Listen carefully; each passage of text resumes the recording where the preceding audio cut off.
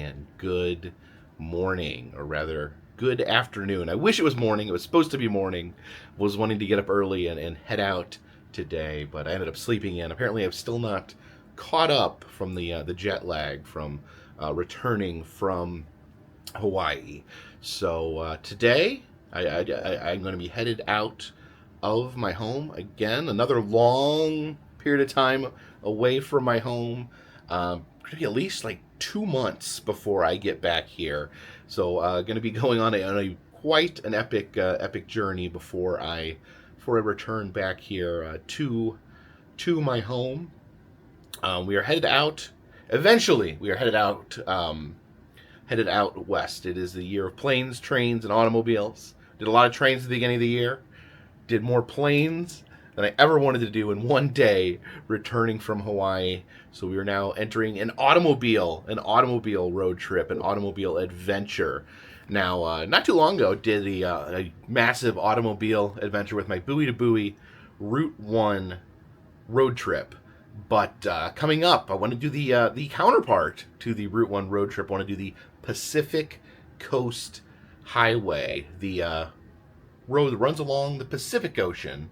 We're running along the other coast using Route 1. We're going to be heading up the coast from San Diego to Seattle is the goal. But first, I'm going to have a pit stop in northern Indiana. My every year for the 4th of July, family does a get-together with my mom's side of the family. So I'm going to be there for a few days. I'm hoping to film a few things while I'm there, but I may take a day or two off. But today we're going to be traveling up from here in the mountains to my mom's home in northern Indiana, kind of right outside the Chicago area. Now, Jen's going to be taking her own vehicle because she's going to be driving home after that. And she actually told me this morning, apparently 40 was closed again for some reason. May just be construction. They may have to just shut it down intermittently to complete certain parts of the construction process. But apparently 40 is back open at the moment.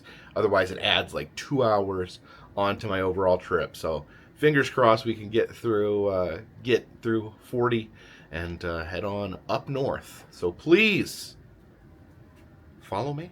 Of course, last time we were down here in the bunker, we had our taxidermy catastrophe, where my taxidermy got infested with little moths, and you can see there they're still not put back in their place. So my taxidermy, I lost my badger. My badger was too infested. I had to throw that away. I had a soft mount coyote, which me and Jen call Shelly. Her soft body was infested with moths, so I ended up having to cut the head off of it. So I preserved the head of my coyote. The body had to go in the trash. So right now, I've got all my taxidermy wrapped up in garbage bags. I think the infestation is gone. I'm just looking to where I'm going to put them next. I'm thinking about taking them upstairs because I don't think this down in the basement. Some of them did have some mold on them and things like that. So I don't think the bunker is more of a damp environment. Probably not the best environment for taxidermy. So looking at relocating some of the taxidermy upstairs. So that's going to be a job for a different time. Been too busy this last week to do any redecorating. So taxidermy will be returning soon, but probably upstairs. Also, a friend of mine gave me some advice on how to treat them. There is some preventative medicine.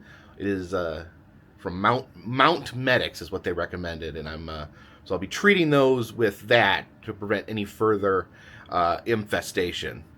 And have a good summer, 12-foot tall Home Depot skeleton. I will be seeing you in the fall. Now, old Rosebud here got the car cleaned last night. There was a mound of garbage, probably that high, over in the passenger seat. I had not cleaned the car out since Route 1, so I was basically just driving around in a trash can. I fixed that. I got it all packed up nicely. Got my drinks there. I don't have the car kitchen up and running, although I think after I leave my mom's, I'm going to try to utilize the car kitchen. I started putting my extra clothes there in that tote right there. And then my suitcase and backpack, which I bring in every night, are back there. But without further ado, let's get back on that long, lonesome road.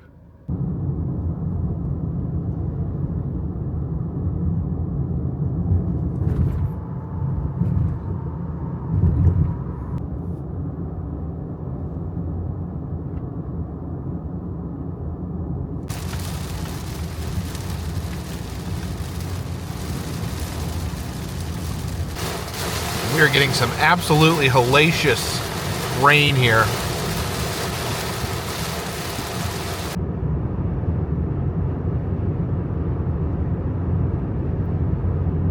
Actually decided to stop off here at the Museum of Appalachia. This is kind of like one of my old school favorite attractions that I visited very early in my my times traveling. Really love this museum here. It's a little different than you might expect. You know, it does have, you know, the agriculture exhibits and things like that, but also just some really interesting artifacts lie inside.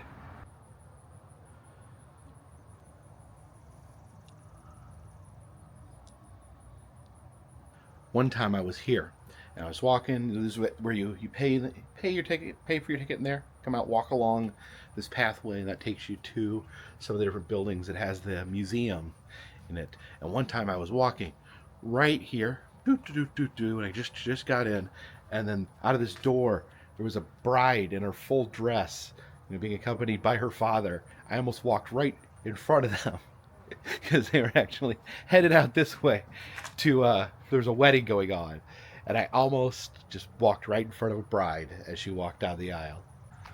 And it instructs us to begin our visit here. We head towards the Hall of Fame, the Appalachian Hall of Fame. See over here, this is the Tom Cassidy house. Teeny little house here. See, Tom Cassidy was a musician from Union County, Tennessee. Have his little house, what you might respectfully call a shack, preserved right here. It's got his fiddle there, laying on his quilt, and that cheerleader hanging on the wall. Oh, she's advertising Canadian Mist. Oh, yeah. Oh, Canadian Mist. Sorry, just had a flashback. And here it is, the Appalachian Hall of Fame. Another smaller building here. The Gwen Sharp Playhouse. Let's take a peek in the playhouse here. This little picture of Gwen Sharp. I guess this is her little playhouse. Showing out here with her doll. Drawings there. So very cool. Like these little cabins here, preserved in a way that you can remember the people that lived in them. And here we go into the Appalachian Hall of Fame.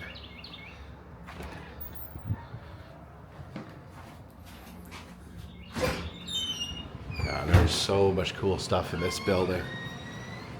Yeah, I've never been to a museum quite like this. I think some people may have preconceived notions of what this museum may be like, but it really does just an amazing job of showing the different people that lived in Appalachia, some of the unique and interesting characters that make up this fascinating region of the country.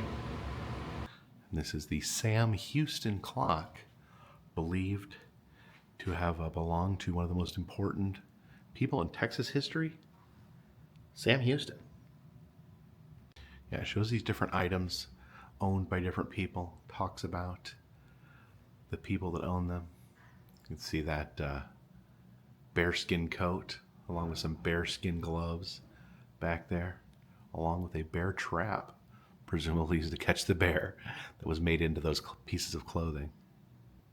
Here's Abe Lincoln carved from a buckeye tree by Wimp Gibson of Gibson Mountain.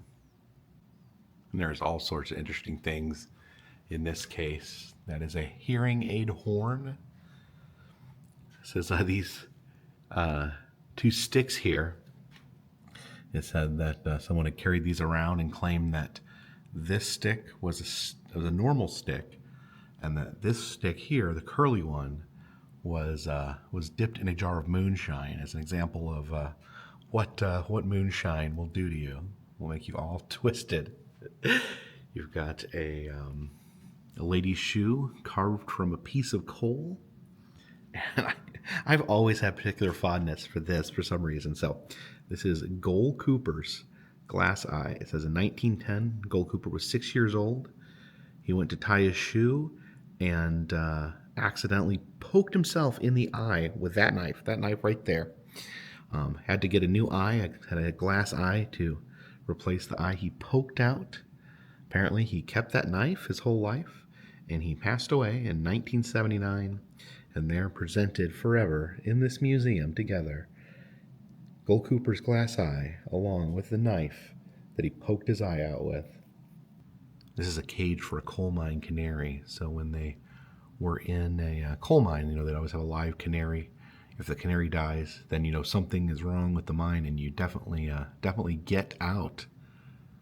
Over here we have lots of different Native American items, the baskets, the pottery, the pipes, and the arrowheads. Of course, every time I see arrowheads, I think of my grandfather, who would actually go out into the cornfields of Indiana and find arrowheads. Of course, it was like something magical to me. Like, he would show me this arrowhead collection, and I'll never forget that I went out there with him once, and he stopped me, reached down and pulled a perfectly formed arrowhead out of the soil. It's like this moment of magic where he came up with this arrowhead.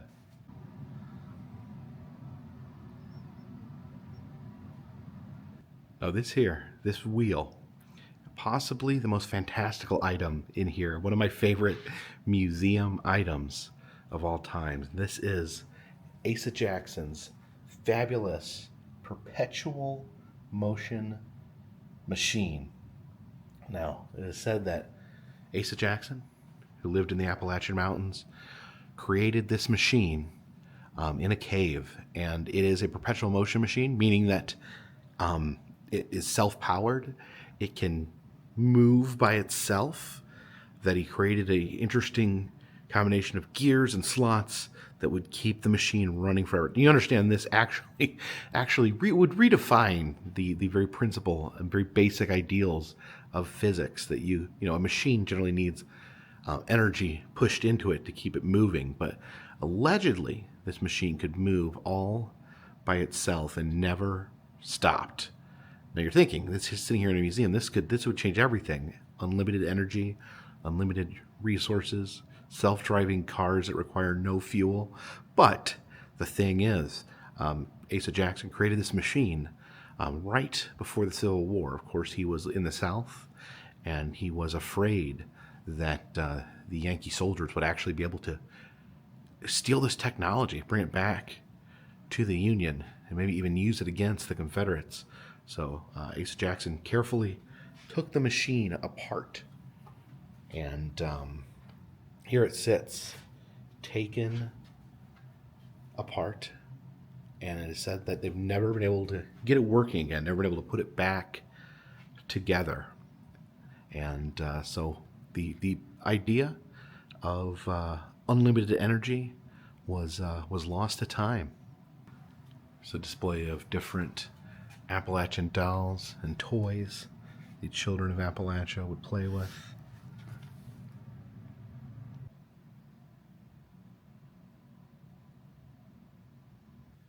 And here is the musicians section of the museum. You can see the fiddle, one of the most important musical instruments in Appalachian music, as well as the banjo. You can look at all the different types of banjos here. This is a banjo made out of a hubcap.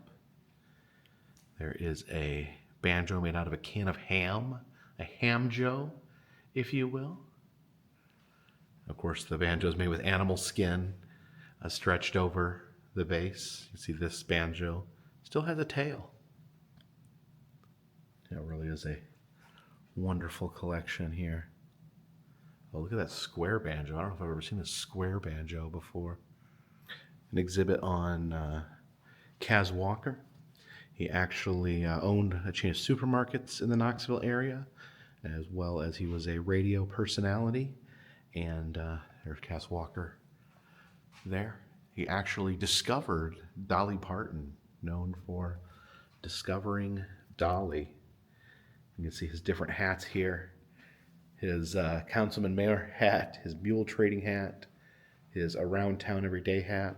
And one time I visited the museum and I was looking at something over here, probably looking at the banjos, and I turned around and Anna was standing here wearing one of Kaz Walker's hats, and I told her, "Yeah, you can't. You have to put that back. You can't wear Kaz Walker's hat." And this fiddle here, made out of a jawbone by famous fiddler Raymond Fairchild, said this was this old plow mule. When it died, he had its jaw turned into a fiddle. There's an exhibit on Grandpa Jones here. Actually, was a character on Hee Haw. I like this here. Grandpa as a young man. And as a young man, he was still called Grandpa. It says Grandpa there on his banjo. And look at this. I think, is this like maybe a lap steel? And there is the hat of Bill Monroe, the man who literally created bluegrass music. He actually picked the name bluegrass because he was from Kentucky. You know, his style of music as bluegrass. And the Carter family, the famous country music singing family. June Carter Cash, the wife of Johnny Cash, actually part of the Carter family. There is the Carter family Bible with a photo inside. Some more instruments here. The dulcimer. Have the guitars. Yeah, look at that. This is called the Elvis Presley guitar. It didn't belong to Elvis Presley, but I guess it was inspired by Elvis Presley. And here are mandolins. Believe it or not, once upon a time, I decided to learn to play the mandolin. And this was really random. I watched Cold Mountain, which is one of my favorite movies. Jack White's character played the mandolin. I thought it was so cool. I thought it sounded cool. I was obsessed with Southern culture at the time. I moved to the South, was just fascinated. And I wanted to learn to play the mandolin. Never played a musical instrument in my life. I have no musical talent whatsoever. I'm like, I'm going to learn. I'm going to dedicate the time and I'm going to learn to play the mandolin. Later found out mandolin not really a good instrument to start out with. It would have been better to start out with the guitar. The guitar, like everyone plays the guitar. I want to learn the mandolin. Well, it's better to start out on the guitar. The mandolin, the strings are really tight. It's really hard. It's actually really hard to play. And I know I didn't know then, but now I know that I have issues with fine motor skills. So I would have never been able to learn how to play. So eventually I did give up just because I tried and I failed, and it was just really hard. It was just, even understanding like how music is put together is just not something I was built to do. So at some point I gave my mandolin away, but it was actually, I was in school for social work at the time, and there was another student who was going to Rwanda, was going to a trip to Rwanda to help some of the people in Rwanda, and she mentioned things that they wanted to bring to Rwanda, and one thing they said was musical instruments, that any musical instrument that they would bring them to.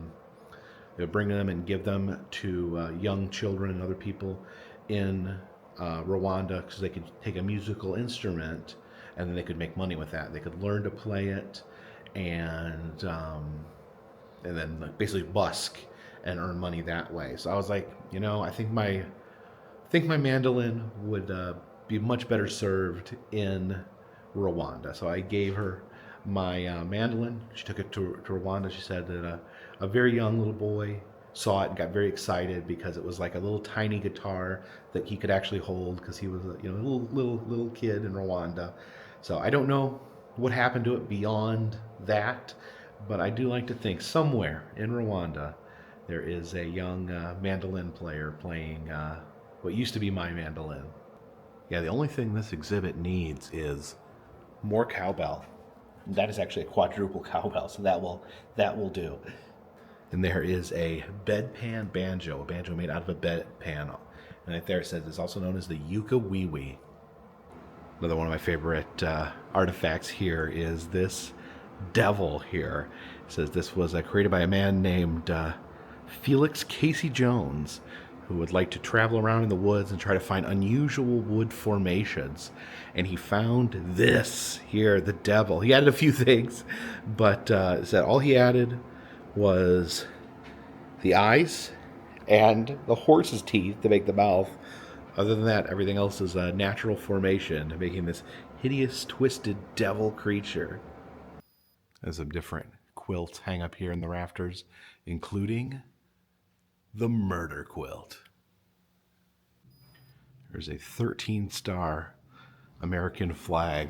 And what's interesting is that the captions here are very personalized by the man who created the museum. He talks about where he got the flag, the different research he has done to substantiate where the flag was from. So a very personal touch here. It very much feels like a personal collection. A Civil War section here with different guns and swords. And here is the funeral section with the it says this is a all-purpose farm wagon. It says used as a hearse when the need arose. You have this amazing horse-drawn hearse here.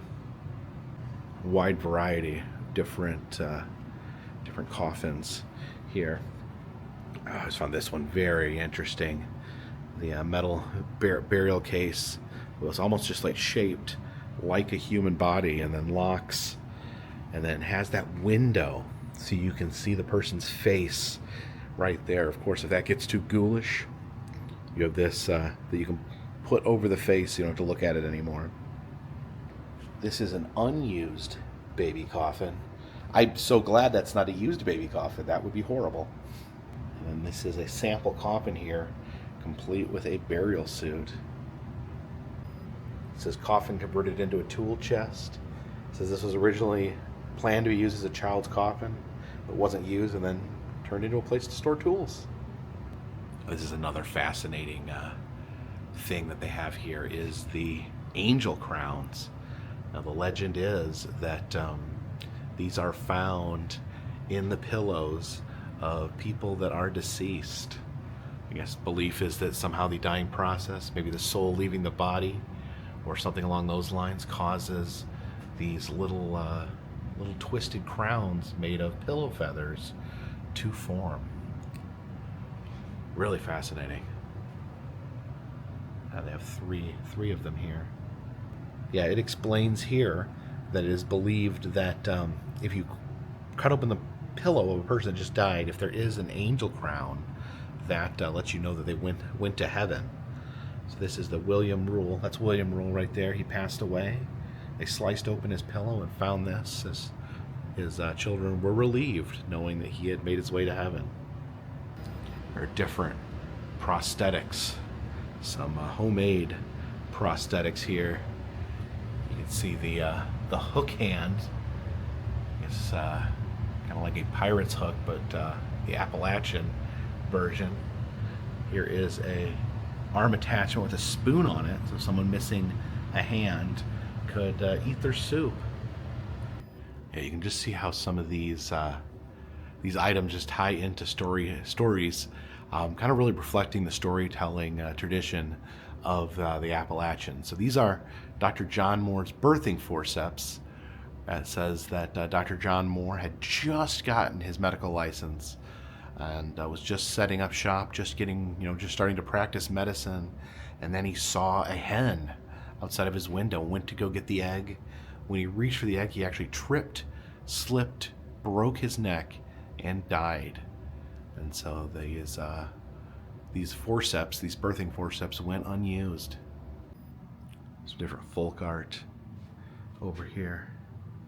See some very interesting things down there. Look at these little figures in coffins. And there's a wooden pistol that looks quite realistic.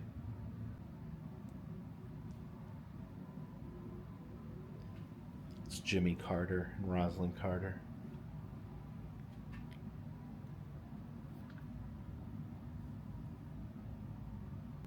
This is a self-portrait of the gourd lady, Minnie Black, from East Bernstein, Kentucky. Made art out of gourds, such as that. Yeah, you could spend days here just reading all the stories connected to all these individual items. This is the Arnwine cabin here. Looks like we might actually be able to just take a step in here. Okay. Hey, I guess that bed needs to be tightened. A banjo and some crutches there on the wall. Outside of the display barn here, we have 2 jail cells from 1874 in Madisonville, Tennessee. It says these were meant to hold 4 inmates. See, they just got 2 of the bunks up here, but there would be 2 identical bunks hanging there. That seems pretty miserable. And looks like there would be is there no windows on these? They're pretty horrible condition. Oh yeah, you can see how just packed that cell would be with 4 people. I guess that's their only window right there. We'll head into the display barn. And this is a lot of different farming tools or craftsman's tools.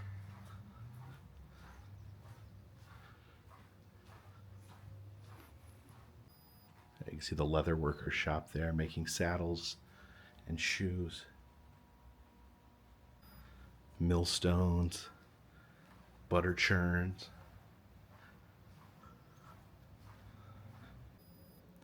See some parts of different moonshine stills right here. So this is an extra large rocking chair made by Roe Martin. Says he's a bachelor who used the chair to sit in with any women visitors. So he made the chair extra big so that women could sit in his chair with him. He said in his 80s he sold the chair because he was getting too damn old to be interested.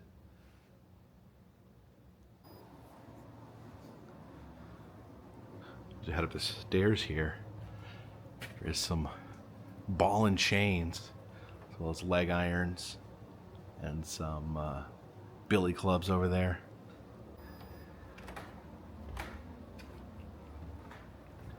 There's some more Appalachian folk art.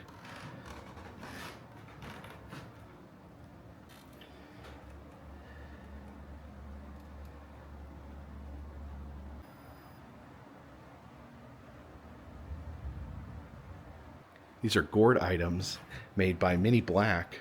We actually saw Minnie Black's self-portrait earlier, but here are some of her gourd creations. All these creatures here made out of gourds. See the gourd monkeys. These different gourd creations. I think these 2 are my favorite. All these pieces are made by Doe Pug. Another gourd man there. It's a hippopotamus. Yeah, these are pretty great.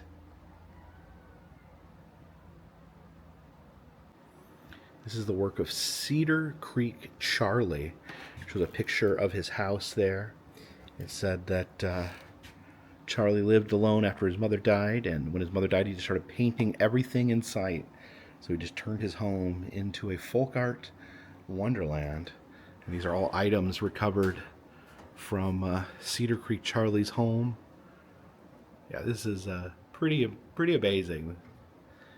He really was a big fan of polka dots. Oh, looks like Cedar Creek Charlie's head has come off there, but down there by his feet. There are fish gigs, so I guess these are used for like spear fishing, I'd imagine. Oh, other fishing mechanisms here. The fish trap. Yeah, they would build like, you can still see them in the river sometimes around here, where they'll build like a big V out of stone and all empty into a fish trap. They can catch a big basket of fish. So different traps to catch land animals. Oh yeah, look at all these traps here. Definitely not something I would want to step in. Oh, look at that poor fox. Chaos reigns. Got the groundhog there. I mean, at least my taxidermy looks a little better than these guys. Like this poor possum here. The mousetrap section. Well, these are very terrifying looking animal traps. Oh, these mole traps where you put them in the ground, and then as the mole goes underground, the spear drops down to the mole. Yeah, there's definitely something just artistic about the way this museum is laid out. The way they have the different tools laid out onto the walls. I always feel like the museum itself is like one giant piece of folk art in and of itself.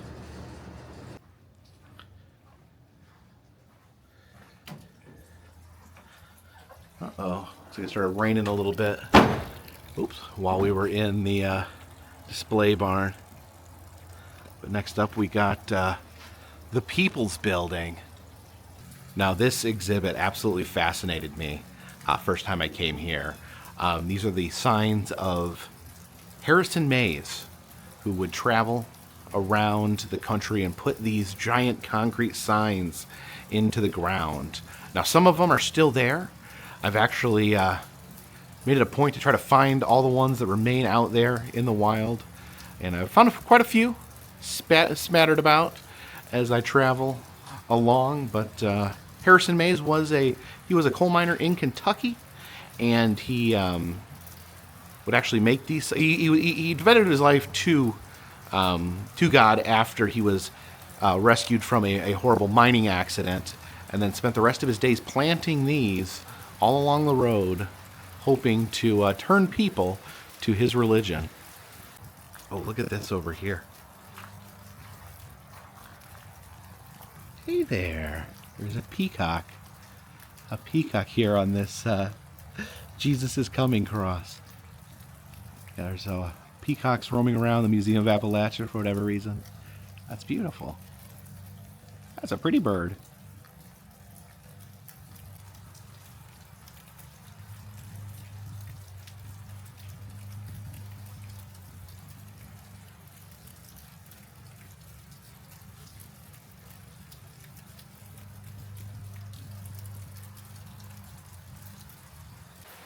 You know, there's his ladder there, and it says, "By God's help, I hope to erect or have erected signs on the moon, 9 planets by 2020. Yeah, his goal was actually to travel into outer space and to put these signs on different planets. Here's the planets: Venus, Mercury, Mars, Jupiter, Saturn, Uranus, Neptune, Pluto, and X. Planet X? I guess he didn't realize. I guess, he may not have understood the nature of gas giants like Jupiter, but still a very fascinating goal. Some of his messages were very kind and warm. Others, like this, a little harsher. Remember, if you go to hell, it's your fault. Right here it says, God helped me to get these sacred signs in 50 states, 82 nations, and on the 7 seas, all rivers and lakes. Yeah, were widely spread. Most of them are gone just because you planted them on the old highways, and as they expanded, they would get plowed down. You see this one says, "Get right with God."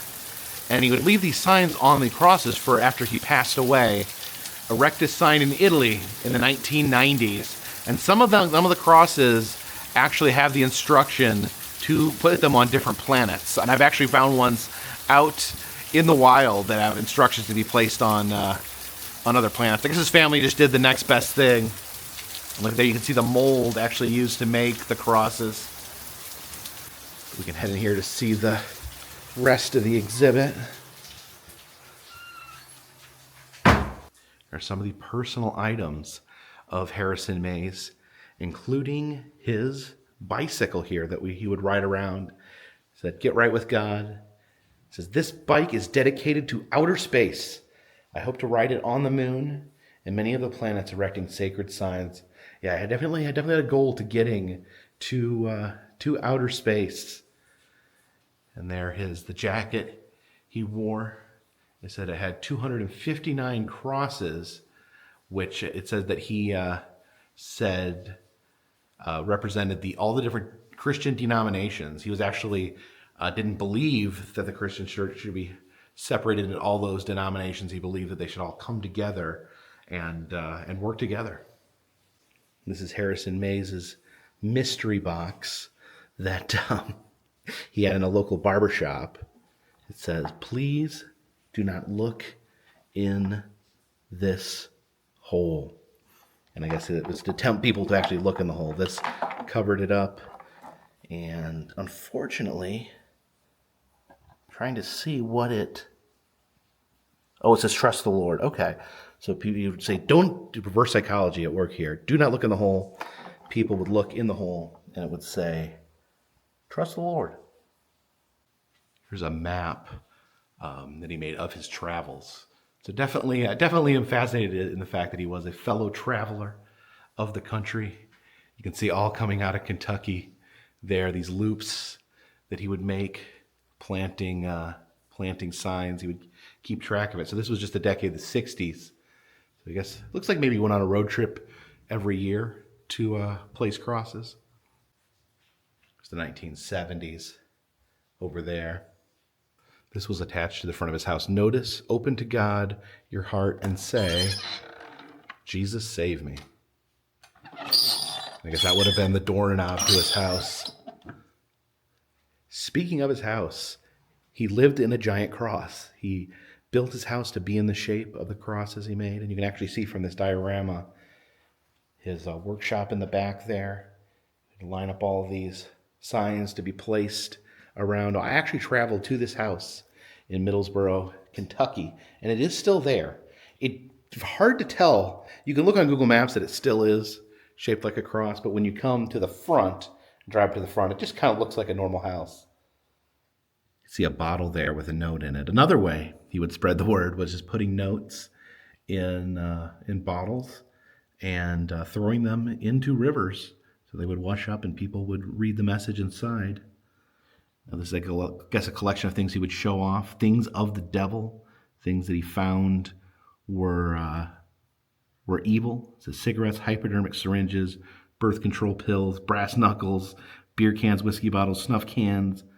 It says canned heat, like Sterno said it was used by vagrants. So they're actually huffing, I guess, is what that is.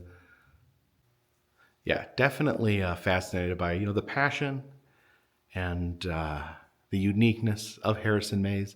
And actually one of the very, very first YouTube videos I ever made, before I ever even showed myself on camera, was a video about Harrison Mays. Here's another folk artist, James Bunch. He, I guess, made all these things out of wood, including a full-sized wooden motorcycle. And a display here on Uncle Felix Brezel, who attended his own funeral. He wanted to see what people thought of him. So he had his own funeral, and a lot of people showed up. And then they actually made a movie about this called Get Low. More of the signs here outside of the building. This one was supposed to be erected in China in the 1990s. He made the two different kinds, the hearts and the crosses. Oh, thunder rumbling in the mountains. Now, this is the Mark Twain family cabin. This actually belonged to Mark Twain's parents, which is pretty insane. Take a peek inside.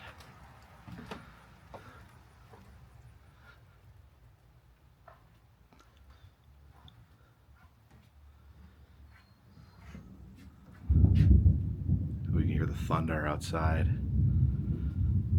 Says this was moved from a place called Possum Trot. Now there is a whole village of old cabins and buildings.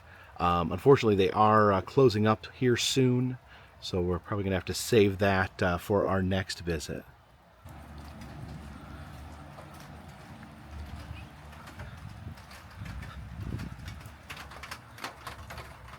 There's another peacock here, hanging out on the picnic tables. Oh, you didn't have to jump down. You're good.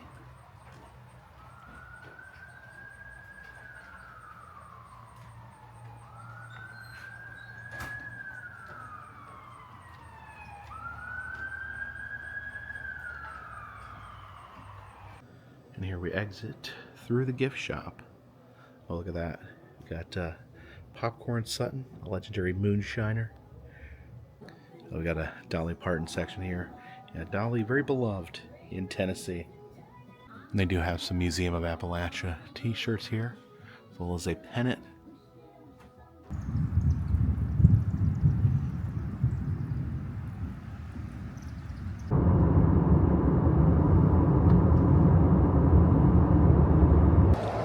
Stopped off here to visit an icon overlooking Interstate 75 there. We have the Thunder Mountain Dragon.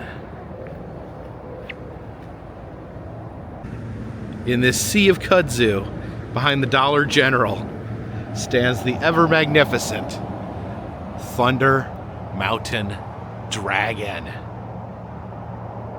They called the Thunder Mountain Dragon because it actually used to be a mascot for Thunder Mountain Fireworks, which was right here before they built the Dollar General. Unfortunately, Thunder Mountain Fireworks exploded, as do a lot of fireworks stores. There was a fire, the fireworks went off, and it was a catastrophe. But somehow the Thunder Mountain Dragon actually managed to survive the explosion, and that explosion was probably almost 20 years ago, but the dragon still stands here proud. He's actually looking real good. For a while he was starting to kind of fall apart. His ears had fallen off, but he got a nice makeover, which allows him to still be standing here overlooking Interstate 75.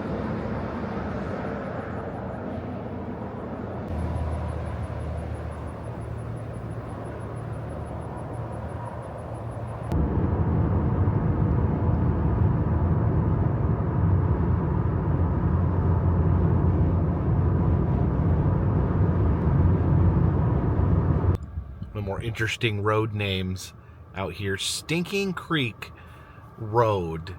Now, the story I heard on why it's called Stinking Creek is that they had a harsh winter where a lot of the cattle died, and apparently some of the cattle died in the creek. And cattle are huge, they're hard to move, so they ended up rotting in the creek. So the creek became just a stream of putrid, rotting flesh. And that's why, still to this day, they call it Stinking Creek.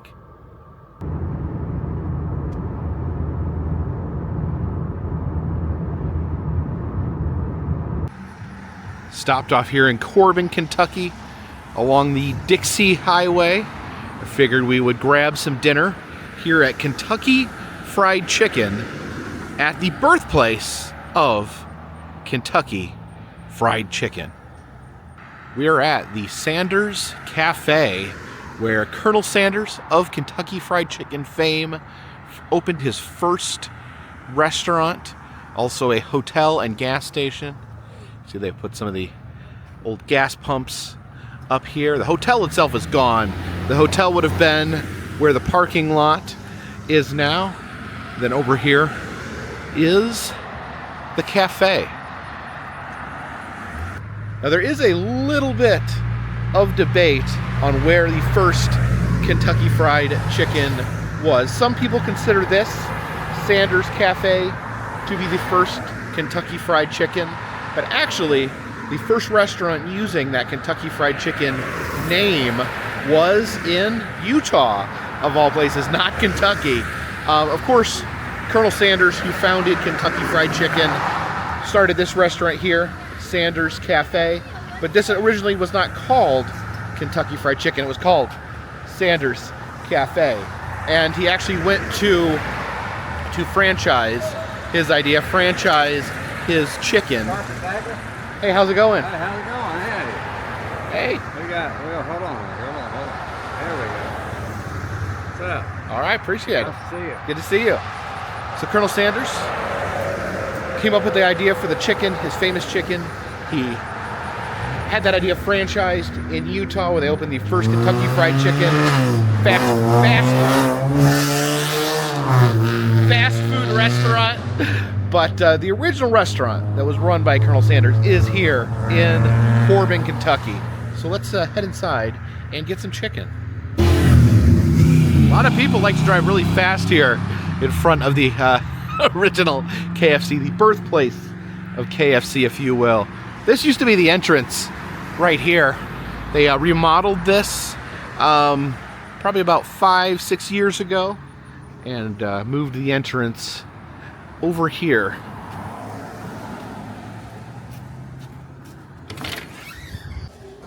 You see that iconic white suit as we enter. The famed white suit and black tie of Colonel Sanders. And there is a bust of the man himself, Colonel Harlan Sanders. A replica, the same bust here, is actually on his grave in Louisville. You can still enjoy some of that original chicken here in the original dining room. Over here we have a miniature of what this used to look like. Like I was saying, this is the restaurant here that we are currently inside of. It's expanded a little bit over here. And here is the hotel. So the hotel would have been across this alley right here, where the current parking lot is. We actually have a hotel room in here. Now this is actually built here in the middle of the restaurant so that people eating could have a look at what the hotel rooms looked like. So they could peek in here, get a look at the hotel and make a decision whether or not they wanted to stay the night here.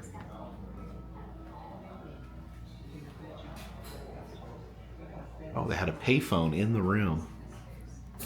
You can see on the wall there, that's the famous postcard of Sanders Court. I've seen that postcard many times. And there was a second location, a little-known second location, that's in Asheville, North Carolina. It's actually, the building is still there, but it is now an apartment complex. So we enter here. This is the original kitchen, where they would cook that original Kentucky Fried Chicken, probably the chicken that is now consumed more than any other chicken on planet Earth, originally prepared right here using these implements. There's the dishwasher there.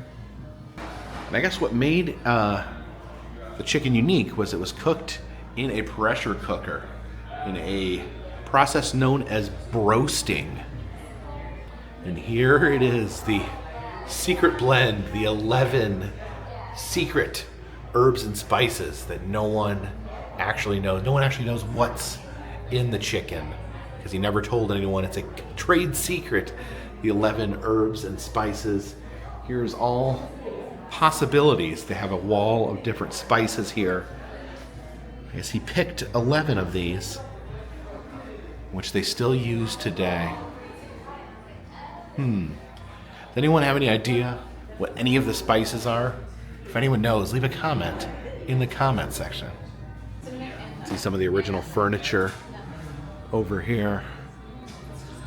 Oh, look at that. We have the happy Colonel with his bucket of chicken.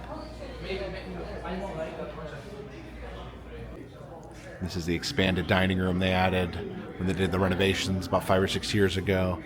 And they created a KFC museum back in here. It's the pressure cooker lid. Some of the original plates and silverware. Oh yeah, you can see on the giant postcard there, they have the address right here in Corbin, Kentucky, and Asheville, North Carolina. And I actually drove out there. I found one of these postcards, followed the directions, and actually got there. And I believe it or not, it was still there. It was just being used as apartments. I bet the people that live there don't even realize they're in the second KFC ever. History of the KFC bucket. Very few foods are served in buckets. We have the iconic buckets here, and you can actually use these to rotate the buckets. I think this is kind of a classic design there. I think this is kind of what I grew up with. I think this is the 90s bucket when they switched from Kentucky Fried Chicken to KFC.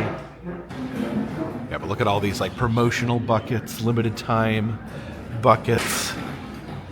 There is the Big Chicken in Marietta, Georgia, a landmark that also is a KFC. Those are Star Wars Episode 1 drinking cups from KFC. Yeah, just look at all these over the years. I think I've heard before that Colonel Sanders is more recognizable than Santa Claus. Oh, look at there, the infamous sporks that they give you to eat your chicken with.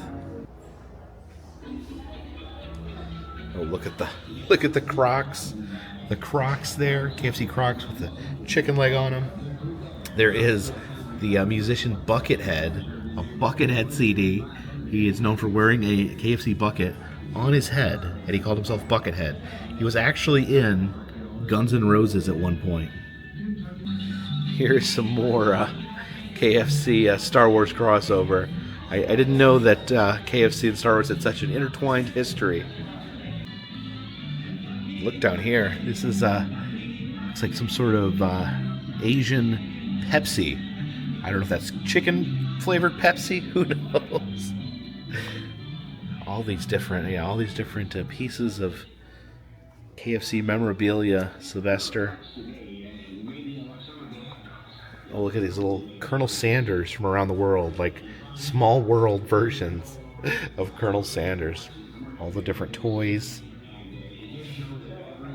Really is amazing how he used his own image to become so iconic. Just all the different merch with Colonel Sanders.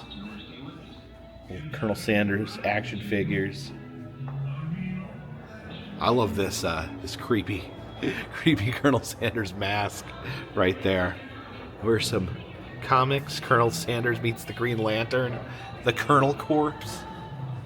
The mirror there where you can make yourself in to Colonel Sanders, surrounded by all these different actors that have played Colonel Sanders. Yeah, they did an ad campaign where all these different people, including Reba McEntire, including Dolph Ziggler, Billy Zane, painted gold, Norm Macdonald. Oh, he makes a fine Colonel. The Daryl Hammond Colonel was super creepy.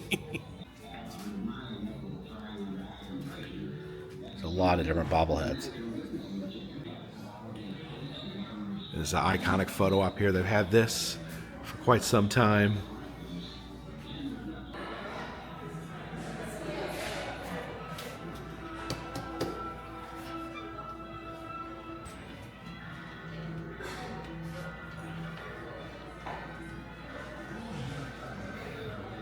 And over here by the restrooms, they have some maps here of the Dixie Highway. Of course, I did a Dixie Highway road trip years and years ago, and we're right on the Dixie Highway here, just right in this area where the Sanders Cafe would have been a definite place to stop and rest and get a little chicken. It's a different map here. Notice the map looks completely different alignment of the Dixie Highway. See, this one has just one side of Florida. This one has both sides of Florida. I changed it over the years. Some merch here. It says, "I ate where it all began." Oh, they have some pins. I like the fad there. Colonel socks. Oh, and look at that. Colonel's mandolin band. They all play mandolin. I guess if I would have stuck with it, I could have been in Colonel Sanders' mandolin band. And yes, here at Colonel Sanders Cafe, you can eat some Kentucky Fried Chicken. All right, now went with the classic chicken on the bone. Got the 4-piece meal, so get one of every chicken piece. And I asked for an upgrade to a large side, and they gave me an entire bucket of of coleslaw.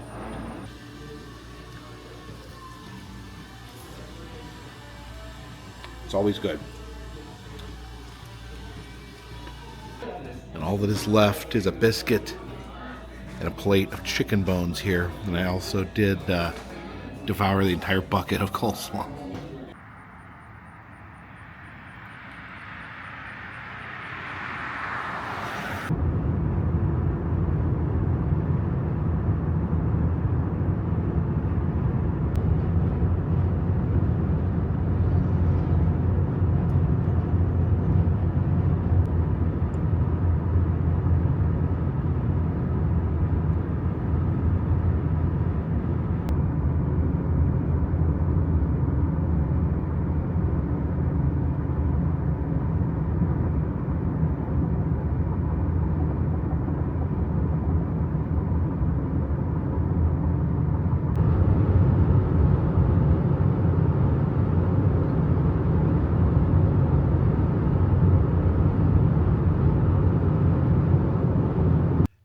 Arrived. Whee! I think it is 1:30 in the morning. Jen made it here. Just got here a few minutes ago. We were pretty much driving almost right next to each other the whole time. Yeah, we started at the same place and ended at the same place, but had completely different things along the way. So I was surprised it came out like that. Yeah, we stopped. Apparently, Jen stopped at the Thunder Mountain Dragon. Oh yeah. As well to say hi. Yeah, I made a travel video. So you got a video over on Jenny Penny. On Jenny Penny.